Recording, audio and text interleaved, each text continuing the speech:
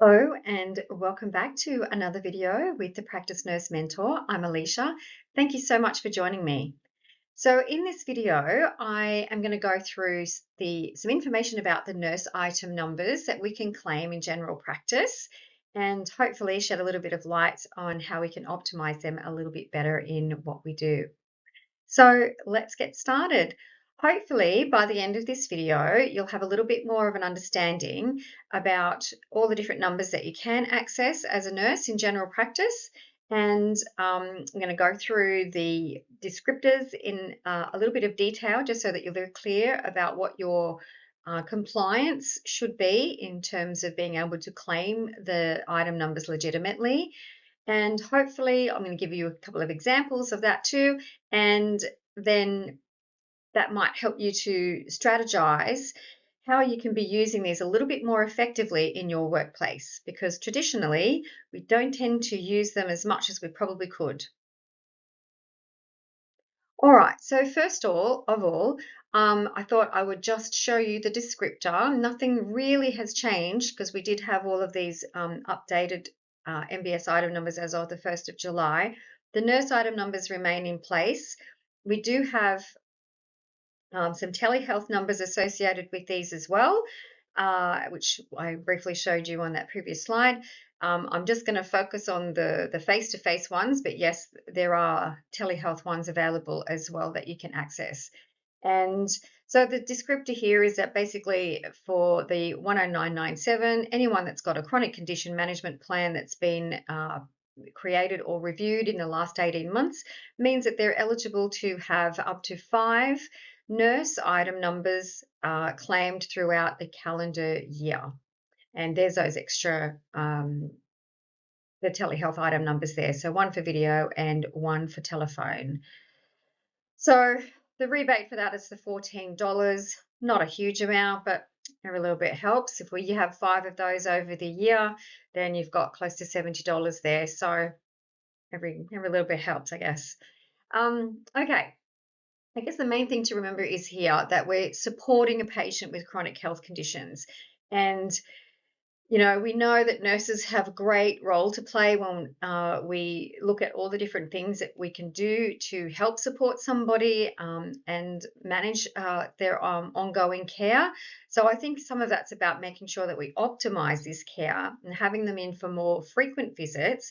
And I think that's Medicare's strategy with how they've changed the framework over in the 1st of July, that they really want to encourage more reviews and have more hands-on involvement with someone's chronic health rather than just do a one-off care plan and then let them fend them for themselves for most of the year. So I think this works in really well with scheduling in the other reviews. So yeah, that's what they're for. So if we go a little bit more on to an explanatory note that's associated with the 10997s, it does say that whatever we claim them for must be consistent with the patient's chronic condition management plan. So that means that we have to have this really clearly put into their plan that this is going to be a nurse support task. Okay, so if we're going to get them to come in for blood pressure checks or to come in for medication administration, for preventative health care, for wound care, anything like that that's going to be a regular part of their chronic condition or preventative health care, then we really need to make sure that we're documenting that in the plan, that this is the expectation and the nurse is going to be able to claim for this item number down the track.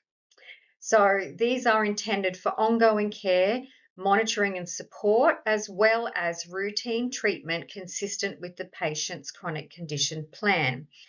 So if they have hypertension and the doctor wants them to have a blood pressure check every month or 3 months or something like that, schedule it into the plan, book them in ahead of time, and then you can go ahead and claim your nurse support number for that.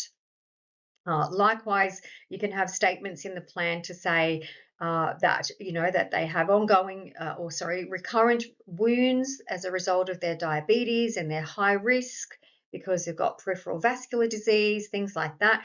That if they have got wounds, that they can come in and see the nurse. That you have a plan for approaching wounds, even if they're minor wounds, that you then have early intervention so that they don't become a slow to heal wound or a chronic wound. So all of these things you can strategize with your patient and come up with some goals and a plan and factor that into their chronic condition plan and make sure that when those things do arise that you are appropriately claiming for the service that you're providing on their behalf. So these are designed to be in between the more structured reviews. It's not to say that you can't necessarily do something on the same day that you've got a review scheduled in, but as you'll sort of hear in a moment when I clarify this a little bit more with the next slide, you do need to just be very careful how you do that, but you certainly can do it. If you are just doing the normal care plan preparation and helping the GP do the review, then no, if that's all you're doing, you cannot claim the 10997 just for that because it's all inclusive in that 965 or 967 item number. And so this little excerpt here from the explanatory note does say that you can co-claim for services that are still consistent with that patient's plan, as long as you've got clear documentation that it wasn't simply just them coming in to have the plan or the review. So they come in for and you perform a separate service, even though it is written into their plan that you can support their chronic condition by doing these tasks. So a couple of examples here. And they themselves have put these examples in. I just didn't do a cut and paste of the whole thing because it was a bit big. So I've just typed it here and added some extra examples. So administration of medication, a common one would be Prolia. So you've got someone with osteoporosis or osteopenia and they have been commenced on Prolia injections. So you can be scheduling this into their care plan that you are going to be doing at least an annual height check, that you are going to be doing their 6 monthly Prolia injections, then they're going to have their vitamin D and their calcium levels monitored. They're going to have their bone density scans every 2 to 5 years. All of these things are going to be put into the plan.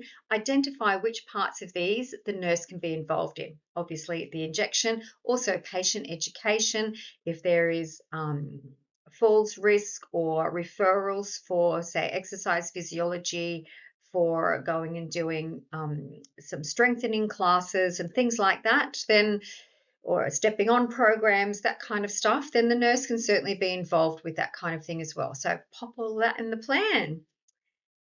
Likewise, someone who's got some ongoing anemia, perhaps it's an unknown etiology and it's still being investigated, but they've got consistently and chronic iron deficiency. And so they may be coming in once or twice a year to have an iron infusion. Pop that into the care plan and you can certainly claim a nurse support number on the day that they come in. And you can claim that alongside the GP seeing them so that you can do the infusion. Again, chronic condition of obesity, someone trying to get their weight under control, they've been commenced on an injectable and they're coming in to see you for patient education, maybe some lifestyle coaching if that's the kind of thing that you're able to do. Certainly you're going to be showing them how to self-administer their medication and providing information and guidance and support on that as well. So you can factor all of that into their care plan and you can be claiming the item number when they do come in to see you for these tasks. Administering immunizations as part of preventative healthcare to support someone with a chronic condition. So we know that sometimes this is really important aspect so that we don't tiptoe over into complications that might be associated with that chronic condition. So for example, someone with diabetes or someone with asthma, COPD, we want to make sure they're having their influenza and their pneumococcal vaccinations, for example. And so making sure that that's in the care plan, that they see the nurse for those things as supportive measures for their chronic condition. And you can certainly claim that when they do come and see you for those. And wound care is another really important one, and it often gets missed because it's, oh, well, I don't know that that's something that we can claim, but we absolutely can as long as you're putting it in the plan. So whether it's someone with diabetes, peripheral vascular disease, they've got chronic heart failure, therefore they've got edema, anything like that, someone that just has recurrent skin lesions, we've had BCCs and SCCs and all sorts of things, maybe a melanoma, and so they're having regular skin checks as part of that management and biopsies, and so therefore their wound care or post-operative care, those kinds of things can all be added in, that the nurse is going to support the patient with this, and you can therefore legitimately claim a nurse support number. So what we just really need to do is just to ensure that it's documented in that person's plan that these tasks are to be performed by the nurse. And then when they do come in and have these, if they happen to have it on the same day as they're coming in to see you for the plan, for example, or a review, that you're simply putting it in as a separate entry. Okay, so this is for the co-claiming. If this happens to be coinciding on the same day as you are helping the doctor prepare the care plan or the review. So, for example, you've got Mr. Jones. He has diabetes. He's prone to having some lesions on his legs and things like that. So he's come in to see you this morning at 10 o'clock for his review of his chronic condition management plan.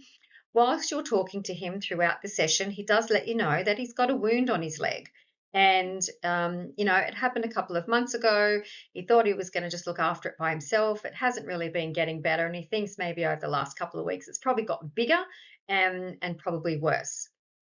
So you finalise all of the aspects that you would normally be doing with Mr. Jones as part of the review or the care plan. And then you can call the doctor in. Now, this workflow is going to be a little bit different between practices. This is kind of maybe how it would work in my practice, that I would call up the doctor and say, hey, I'm just finishing up with Mr. Jones. When you're ready, can you pop in? Because he's also got a wound that we need to check today. So I will finalise that care plan visit, shut down that file. I will go and get everything ready for in the treatment room to go and do this wound care. Then when the GP comes in, we've got Mr. Jones up on the bed. We're going to have a look at this leg. I open up his file. We're going to start a new entry because this is not anything to do with the care plan now. We are now doing wound care. And so now I'm going to go ahead and we're going to do our normal wound assessment. The doctor, we might be doing a wound swab. The doctor might prescribe something. But we're going to certainly attend to the wound and have a plan for managing this chronic ulcer now, okay? It's in his plan that as a diabetic, wound care is really important, skin integrity is really important, so providing education and wound care management to him is a really important aspect of maintaining appropriate diabetic care for him. So we can actually go ahead and submit a 10997 for this. Technically, the GP could probably also submit a 23 or a 3 because he's dealt with a separate thing aside from the care plan, but that's beside, I'm not going to get into that side of things. I'm simply talking about the nursing item number supports here. So we can just go ahead and claim that, even though on the same day we're doing a 965 or a 967. So that's just an example of how that would work. But you just have to be very clear in your documentation that they're two separate things. I also have like a little autofill that I just will pop in there. And as you can see there, I've just said it's 10997 is claimed for this service as part of the ongoing management of this patient's chronic health condition. And then I might just write what that is, type 2 diabetes in this case, and this is outlined in their care plan. And that way it's very clear in my documentation. And if you ever submitted to an audit, then you can clearly see that this time frame was dedicated to the care plan, and then a separate time frame was dedicated to the wound care, and that's the number that that's the entry that the 10997 has been claimed for. Very clear and absolutely admissible to Medicare. Okay, so this is just that excerpt that says that you can't claim the 10997 simply just for assisting the GP in the preparation of the care plan or the review. Okay, so it's very clear about that. Can my patient access more services by using face-to-face and telehealth? or seeing the practice nurse or the Aboriginal health worker. So, as I was saying before, all of those associated nurse support numbers, whether they're face-to-face or telehealth, it's a combined total of 5 per calendar year. You don't get 5 face-to-face and 5 telehealth, unfortunately. It's a total of 5, regardless of which modality, or sorry, which method that you are providing that support to the patient. And my patient is a Torres Strait Islander. Can they access any additional services under their care plan? The answer is no, not for the 10987. In order for them to claim the 10987 item number, that is if they have had a health assessment done, the 715 health check. And I'll talk a bit more about that in a moment. So, but collectively, they can't get any more through the care plan framework. They can just get those 5. Um, you can just claim those 5 nurse item numbers through that care plan framework. Sorry, I just wanted to be very clear on that then. All right, here I just thought I would put in a little example of how you can easily track how many visits might be available for you to claim on your nurse support number. Just by simply, now I use best practice where I work, and I just will put a little note up in the comments section here just to say how many might be claimable, left to claim for the rest of that particular year. So there you can see that there's 3 left for this patient. And I can see that it's a bit of a prompt as well when I open up someone's file, because you're not going to be remembering every single person that's had a care plan. But I know when I open up that file and I see that oh, okay, this is a person with a care plan. Let's have a look inside that care plan. Is there anything in there that's documented that says that I'm able to support them with anything today? And then I can go ahead and legitimately submit that claim for the 10997 if I've done something that's within their care plan today. So it's a really good prompt. And I think it's also a good prompt for the GPs, because they can see it and go, oh, well, I'm going to pop you over to see the nurse now, because whilst you're here today, I'm going to get them to do X, Y, Z for you. And then they can go ahead and claim that nurse support number as well. So I like it. I think it's really quick and simple to see it. And it certainly does help to keep track things. Okay, so just talking about the 10987 now. This particular item number, and there is a telehealth associated with it as well, is available to anyone who has had an Aboriginal or Torres Strait Islander health check, which is that 715, and there are 10 of these that can be claimed per calendar year. And as you can see there, the fee for this is pretty much twice the amount that the 10997 is. So capitalizing on using these is definitely a good way to increase a bit of revenue to the practice, and also to really help support someone that's come in and had a health check. It's a really good way to they can come in and have frequent visits with the nurse.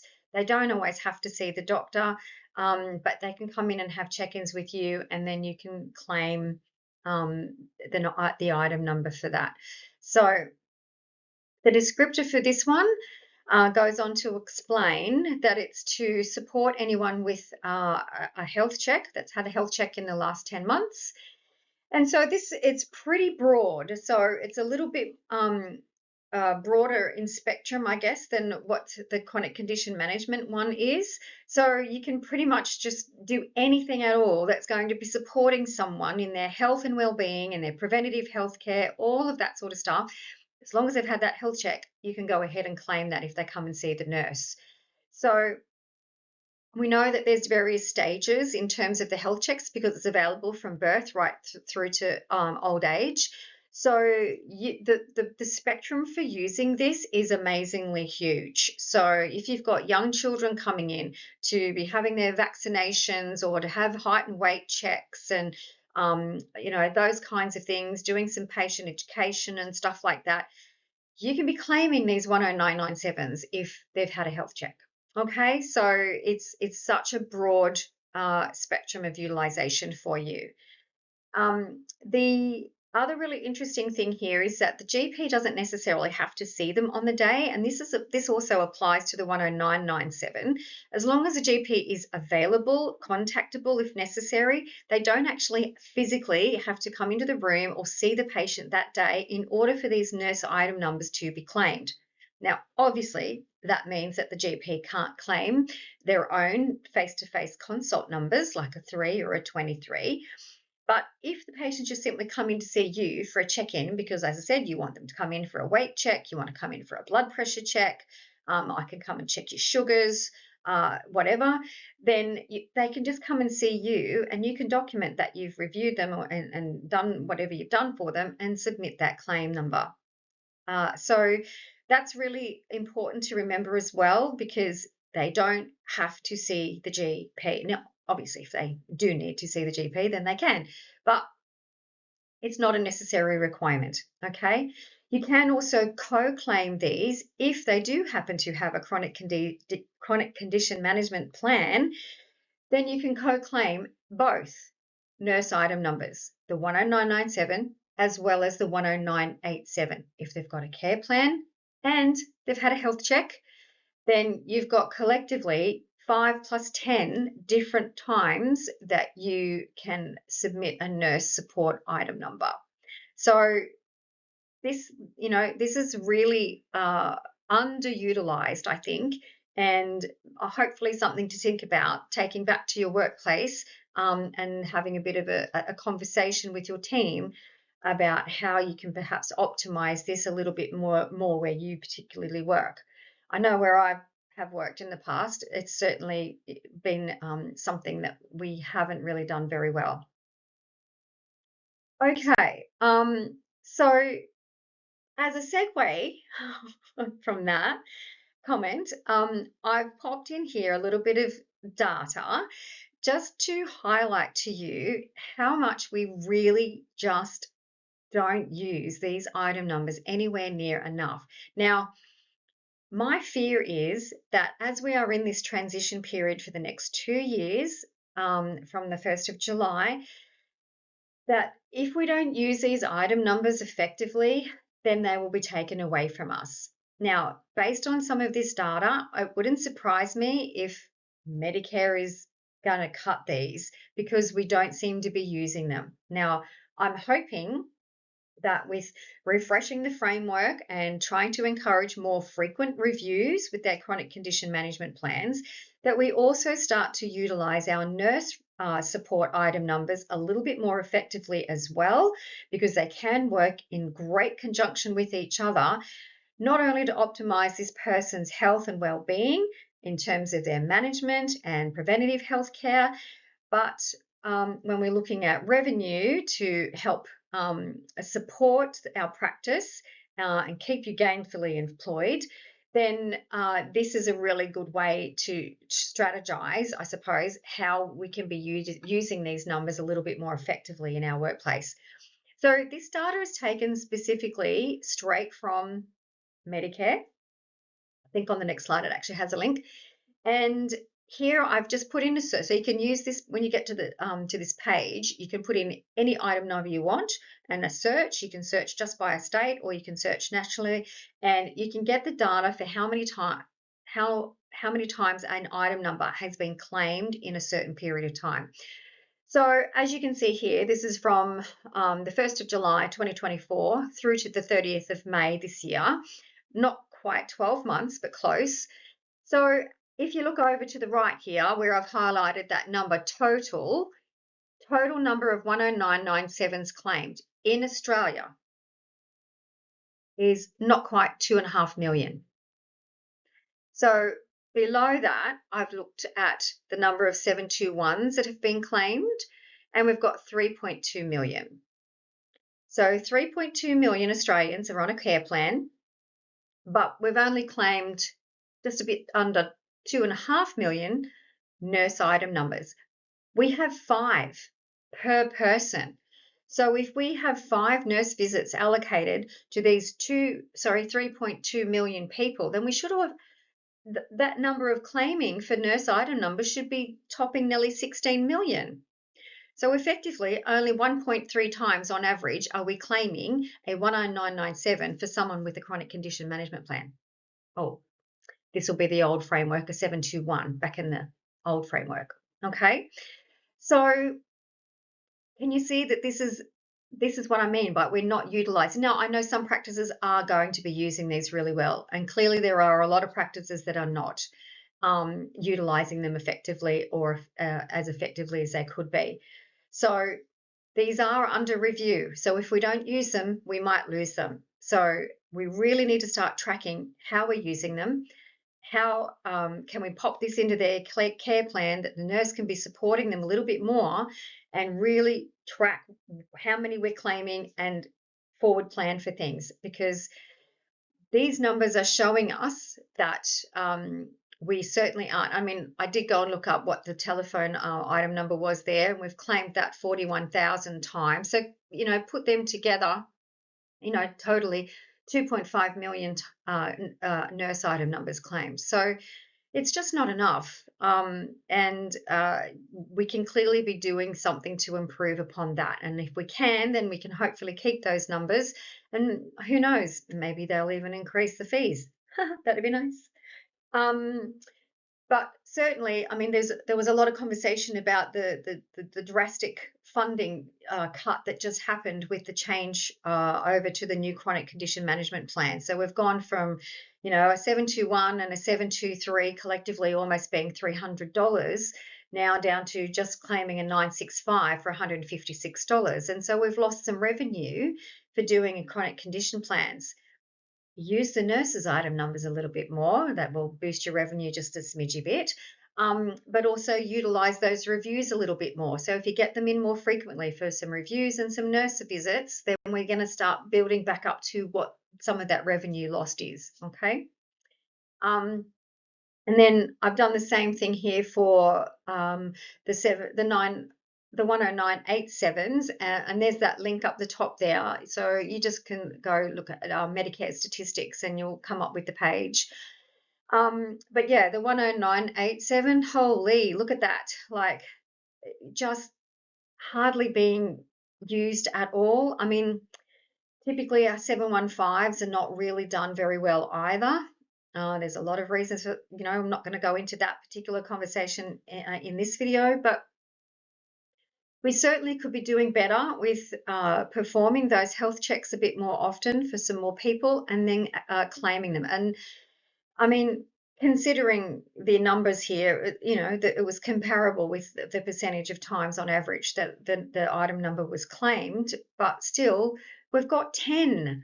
So this number should be 10 times that instead of 1 and a bit times that. So we can definitely be improving upon what we're doing. And just as you hear in my little final thoughts bubbles here, yes, how can we be planning to follow up with our patients a little bit more strategically? Can we be tracking how much their item numbers we've got left for them to be used for the year? Putting it into their plan, scheduling it into your diary, booking them in at this appointment, book them in for the next appointment so that they know what's happening. Some practices have developed their own little template, which is fabulous for chronic condition managing. And then the patient takes that piece of paper home with them. They've got all their forward appointments booked onto it. I love that. Whatever works for you, whatever works for your practice, with your clinical team, whatever works with your patients, figure out a way to really optimize this, because we certainly can be improving upon what we're doing and really get into the habit of writing those specific nurse tasks into their chronic condition management plan so that they align with that ongoing management and support of the patient. And this is for not only the management of their chronic conditions, but the preventative health care that's going to, help stop them from having any complications that are going to potentially impact upon their overall health. So also don't forget to update that plan. So if they've got a new diagnosis or something, or there's a new treatment that's now been added, pop that into that plan. Now, you may not be able to do a formal review right now, but you can certainly go in and update and edit that plan and put a note in your documentation for that visit as well to say that you've added it now into the plan because it's now become part of their ongoing management. And then future support by the nurse has been included. So you've really just got to be on top of it. You've really just got to be evolving. And that's what these care plans are meant to be, a future focused, evolving, living document. It's not a one and done. It's a constant thing that we're doing time and time again throughout the year. And I think we need to get our own heads into that mode. And we also get our patients into this model of care as well, because ultimately it's for their benefit.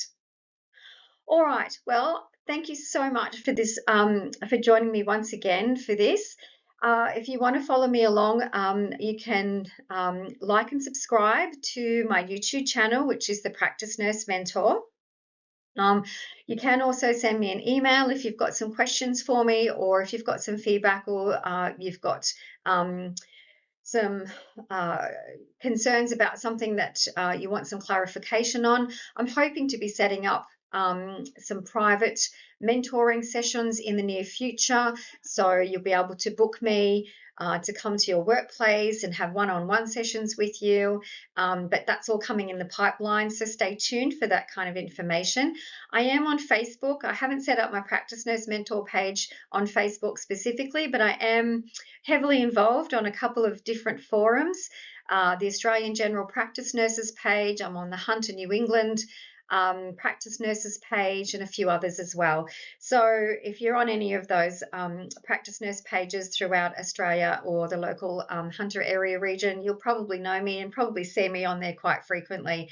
Feel free to say hi and yeah, reach out whenever you wish. But thank you so much again for today. And I do appreciate all of the support that I've received so far as I embark upon this endeavour to be a private practice nurse mentor. Thanks again, guys. See you next time.